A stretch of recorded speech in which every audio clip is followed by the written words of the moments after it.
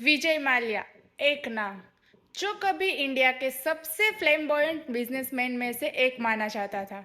एक ऐसा इंसान जिसे लोग किंग ऑफ गुड टाइम कहते थे, जिसका नाम कभी parties, formula one racing and बड़े बड़े बिजनेस डील के साथ जुड़ा था। आज वो एक भगोड़ा है। ये कहानी सिर्फ विजय माल्या की नहीं है, ये कहानी पावर, पैसा, ग्रिड और उस ग्रिड के पीछे छुपे हुए तबाही की। आज हम इस वीडियो में विजय माल्या के हर उस मोड़ को समझेंगे जहां से उसकी कहानी पलटी और किस तरह से उसने पूरे बैंकिंग सिस्टम का गलत इस्तेमाल किया, अपनी कंपनी के सपनों को आसमान तक ले गया, फिर वही सपने उसका बोझ बन गए।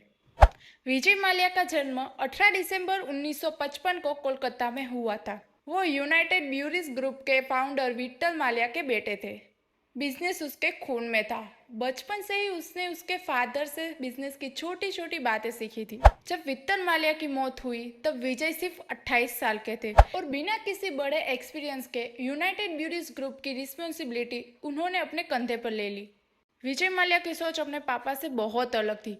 विट्ठल माल्या कॉन्स्ट्रक्टिव बिजनेसमैन थे, जबकि विजय माल्या फ्लैम्बॉयंस, रिस्क और शो ऑफ में मानते थे। उन्होंने कंपनी को बेचने और कमाने की जगह एक ब्रांड बनाया, एक लाइफस्टाइल बनाई। विजय माल्या ने अपने करियर की शुरुआत लिकर बिजनेस से की और अपने पापा की लेगेसी को एक्सपेंड किया। उन्होंने किंगफिशर बियर को इंटरनेशनल ब्रांड बना दिया। एक टाइम ऐसा था जब किंगफिशर इंडिया की नंबर 1 बियर थी और इसका tagline king of good time हर जवान की जुबान पर था। उन्होंने सोचा कि किंगफिशर ब्रांड को एक अलग पहचान देनी चाहिए। उन्होंने fashion show, calendar shots, cricket teams, formula one team, सब कुछ में किंगफिशर का नाम जोड़ा। हर जगह विजय माल्या, हर जगह किंगफिशर। उनका जीने का अंदाज लोगों को अट्रैक्ट करता था। उनकी याचक parties, luxurious cars, Bollywood celebrities के साथ दोस्ती, सब कुछ एक हाई प्रोफाइल इमेज बनाने में ये कामयाब हो रहा था।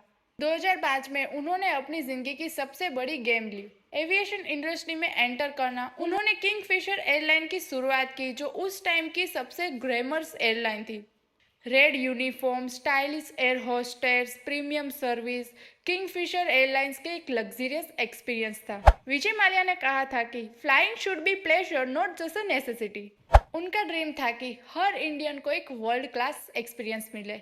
लेकिन एविएशन बिजनेस सिर्फ ग्लैमर नहीं होता, ये एक हाई रेगुलेटेड, लो मार्जिन और कैपिटल इंटेंसिव इंडस्ट्री है। किंगफिशर एयरलाइंस ने शुरुआत से ही हैवी लॉस देखना शुरू कर दिया।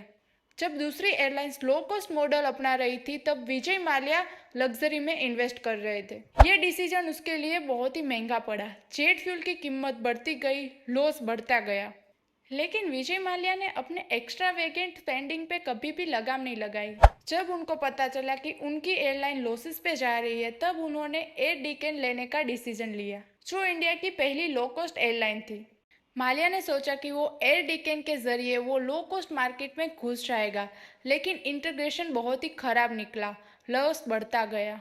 2008 के ग्लोबल फाइनेंशियल क्राइसिस के बाद विजय माल्या को एक जबरदस्त झटका लगा। Fuel prices, market crash and competition ने किंगफिशर को गिराने में मजबूर कर दिया। एयरलाइन का डेब्ट बढ़ता गया एंड माल्या ने इंडियन एंड फॉरेन के बैंक से लोन ली, लेकिन रीपेमेंट टाइम से नहीं किया। ये लोन टोटल मिलाकर 9,000 करोड़ तक पहुंच गए। जब लोन्स डूबने लगे तब विजय माल्या ने अपने असेट्स को इधर उधर करने की शुरू की। उन्होंने प्रॉपर्टी, याचट और फॉरेन अकाउंट में पैसा शिफ्ट किया। माल्या ने बैंक्स को भरोसा दिया कि उनका बिजनेस वो रिकवर करेंगे, लेकिन वो एक टाइम खरीद रहे थे। बैंक ने जब रियलाइज किया कि उनका पैसा डूब रहा है तब तक बहुत ही देर हो चुकी थी। किंगफिशर एयरलाइंस 2012 में ही अपना ऑपरेशन बंद कर चुका था। एम्प्लॉय की सैलरी रुक गई थी। विजय माल्या ने भी एम्प्लॉय की बात सुनने को मना कर दिया। लोगों के घर के चूल्हे बंद हो गए, लेकिन Mallya parties and racing circuits में मजे लेते रहे। ये तब सबसे बड़ा मुद्दा बना जब आरसीबी को खरीदा और ग्लैमरस इवेंट के बीच अपनी फाइनेंशियल कंडीशन को छुपा रहे थे। 2016 में जब सिचुएशन आउट ऑफ कंट्रोल हो गई, इंडिया के इन्फोर्समेंट विजय माल्या के खिलाफ केस फाइल किया। जब उसका पासपोर्ट कैंसिल हुआ तब तक वो लंदन भाग चुके थे। उन्होंने बोला कि वो एक पर्सनल काम के लिए लंदन आए हैं, लेकिन वो इंडिया कभी वापस नहीं आए। उनके ऊपर सीबीआई, ईडी ने मल्टीपल चार्जेस लगाए, money laundering, fraud, loan default. Bank ने उनके असेट सीज करने शुरू किए, लेकिन माल्या ने लंदन के सेफ हेवन्स में अपने आप को सिक्योर कर दिया था। एक्स्ट्रा एडिशन की लंबी लीगल प्रोसेस शुरू की। विजय माल्या ने ब्रिटिश कोर्ट्स में अपना डिफेंस तैयार किया। उन्होंने ये देखने की कोशिश की कि उनका ट्रायल इंडिया में कोई फेयर नहीं होगा, लेकिन भारत सरकार ने बहुत ही एग्रेसिवली इस केस को उठाया। सालों तक चली लीगल फाइट के बाद ब्रिटिश कोर्ट्स ने विजय माल्या की एक्स्ट्रा ऑडिशन को अप्रूव की, लेकिन फिर भी टेक्निकलिटीज और अपील के चलते विजय माल्या को इंडिया लाने की प्रोसेस डिले होती रही। आज भी विजय माल्या लंदन में है। उन्होंने थोड़े बहुत पैसे वापस करने की बातें की, लेकिन वो फुल्ली रिस्पॉन्सिबल नहीं बन पाए। विजय माल्या की कहानी एक लेसन है। जब इंसान के पास पैसा, पावर और ईगो मिलता है, तब वो एक कानून के ऊपर समझने लगते हैं। विजय माल्या की जिंदगी एक ग्लैमरस पार्टी थी जो अब खत्म हो चुकी है, पर इनका बिल अब इंडिया भर रही है।